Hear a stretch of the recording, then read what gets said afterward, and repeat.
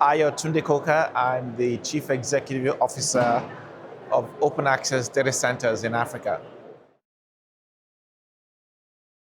Open Access Data Centers, we build data centers in Africa.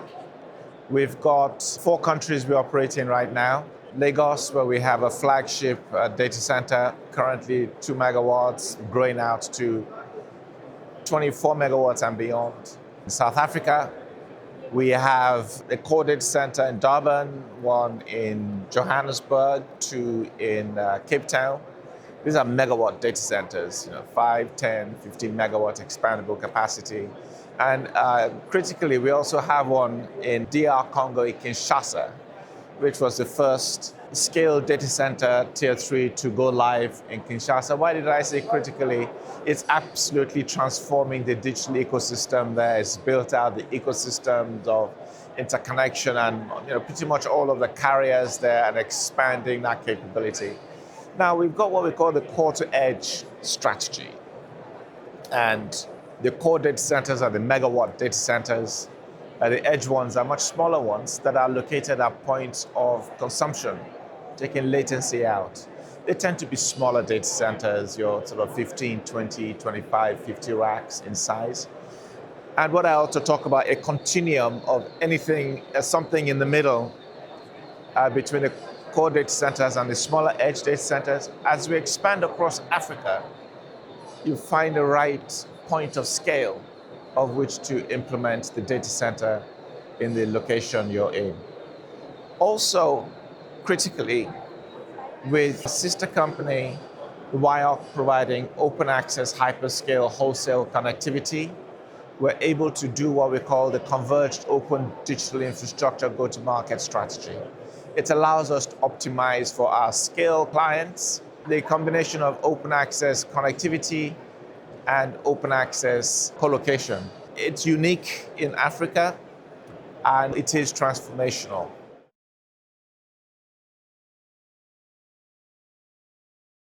The latent demand analysis shows, at least, some analyses say, 700 data centers around about, average of 2 megawatts each over time. Africa only has 1% of installed data capacity in the world, right? It has 4% of global GDP, 18% of global population. So that in itself gives you an extrapolation of what the kind of potential demand is Africa is. Is it in just certain core locations? No. But the core locations matter, the tier 1 locations as they're referred to. South Africa, you have Lagos in Nigeria, and Kenya, Nairobi, Mombasa, emerging locations, Cairo, Egypt. And then, of course, you have other countries that matter. I talked about DR Congo, Ghana. You have other countries that deserve the right size data center capacity overlaid on the connectivity, for instance. Zambia, Malawi, Cote d'Ivoire, and so on. So there'll be a distribution of scale across the continent. But of course, it's key that we have the kind of interconnectivity to enable that rollout of core and more medium-sized data centers. The other key thing is that energy. There are 3 aspects to getting digital infrastructure in place, and they're interrelated. Energy, connectivity, data centers. They really pull together the implementation of digital infrastructure on the continent, and it's important that we consider those together in order to effectively deliver infrastructure. And as I mentioned, we are looking at a broad spread progressively across the continent. Absolutely. Well, it's already happening.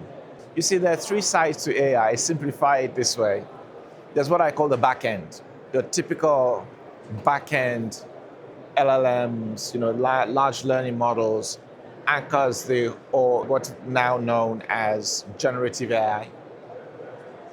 That consumes power in global data centers across the world, less latency sensitive, so on. You now need to be quite specific and bring that into the Africa context by medium learning models, small learning models, to bring the right learning, context-sensitive learning models for Africa. There's what I call the middle bit. That actually is the inference layer. That brings the more dynamic, more latency-sensitive compute related to AI delivery in Africa. Okay? That is the key part that comes into the continent, including the small to medium context-sensitive learning models. And there's what I call the front end, where you have the agentic AI delivery. And it's not just about holograms and speaking digital figures. It's Internet of Things, it's machine-to-machine agentic AI. It is the point of consumption and access to the individual, and so on. Those parts of AI are what will come to Africa. Of course, I mean, in the last year, we've had the issue of GPUs and are they available and so on. They've just kind of gone past Africa. We've seen that. But we're also seeing the shift back in GPU availability for the continent. And therefore, we will see that uptake in AI. Why would we see the uptake in AI? It's already starting to be pervasive in what we do. A lot of the content and applications that the populace of the continent use, you know, we have a low median age population on the continent that are more disposed to digitization. We're getting embedded AI. It's not just about, you know, corporate stuff, you know, and so on. I was part of a panel here looking at the World Bank study on AI. One interesting part of that study is that there are actually certain countries in Africa that are up there in terms of the density of use of ChatGPT. So that shows that the Africa context for AI exists. It's already happening. What we need to do is to bring the infrastructure over here and deliver that part of the value chain, of the AI chain of infrastructure to deliver AI locally. Take the latency out. We'll see the growth.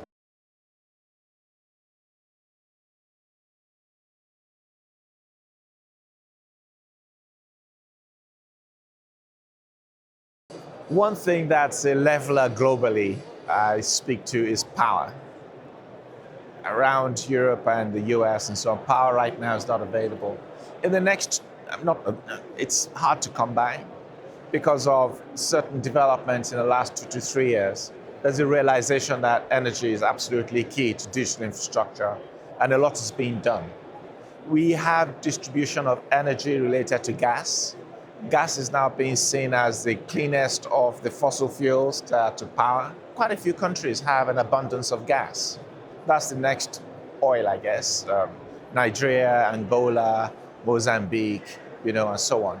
Those are critical sources of gas. You also have hydro and geothermal related to hydro. Those are critical sources of scale of gas. In some parts of South Africa, Morocco, solar is being a feasible source, but the density of power to power data centers and AI typically is very much more around hydro and gas. That's one piece.